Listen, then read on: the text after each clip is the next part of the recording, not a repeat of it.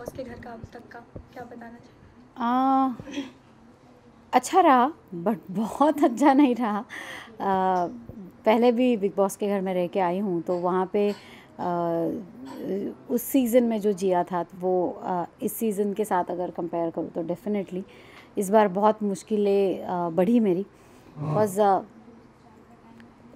जो घर के सदस्य थे पहले मराठी सीज़न में जो सदस्य थे वो सेम इंडस्ट्री से थे, जान पहचान वाले थे, दोस्त थे, तो इस वजह से अच्छा कैमरा तो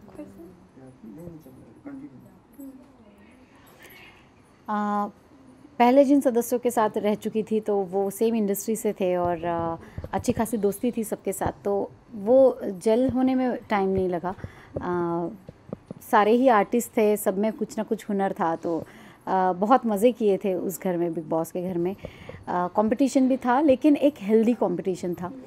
यहाँ पर इस बार ऐसा हुआ कि बहुत अलग अलग लोगों से पाला पड़ा और जो तरीका था खेलने का उनका कहीं ना कहीं बहुत खटकता था मुझे, क्योंकि इतना बिग बॉस देखा था उन्होंने, इतना ज़्यादा सोचते थे हर चीज़ के बारे में, कंटिन्यूसली 24 घंटे दिमाग में कोई ना कोई स्ट्रेटजीज़ चलती रहती थी और उन स्ट्रेटजीज़ को पकड़ पकड़ के अपने गेम को आगे बढ़ा रहे थे।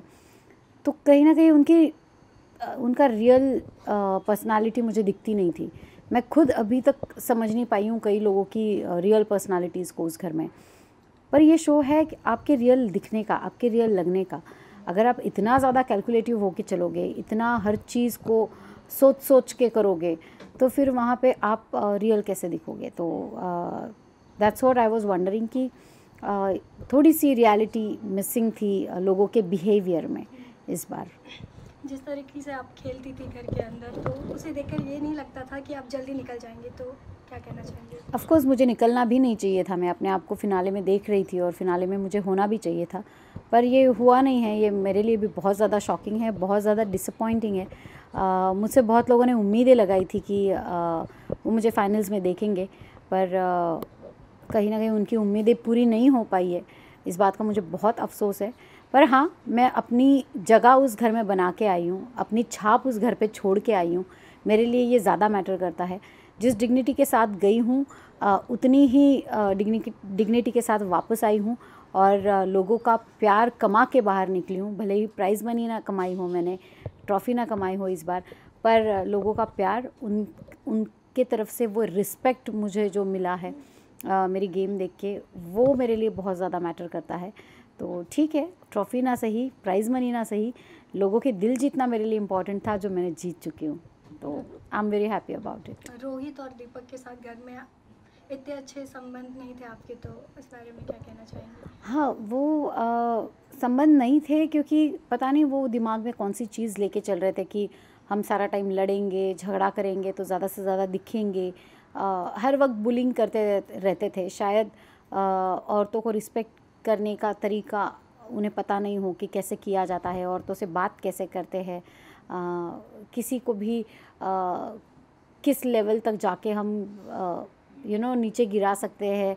ये चीज़ें उनके दिमाग में शायद बहुत ज़्यादा फिट है कि लोगों को हम गिराएंगे, बुरा करेंगे, बुरा दिखाएंगे तो हम ज़्यादा दिखेंगे। तो दिखने के लालच में कई बार उन्होंने ऐसी ऐसी चीज़ें कर दी कि जो उन्हें नहीं करनी चाहिए थी, क्योंकि this show is not all about winning task, this show is all about winning hearts.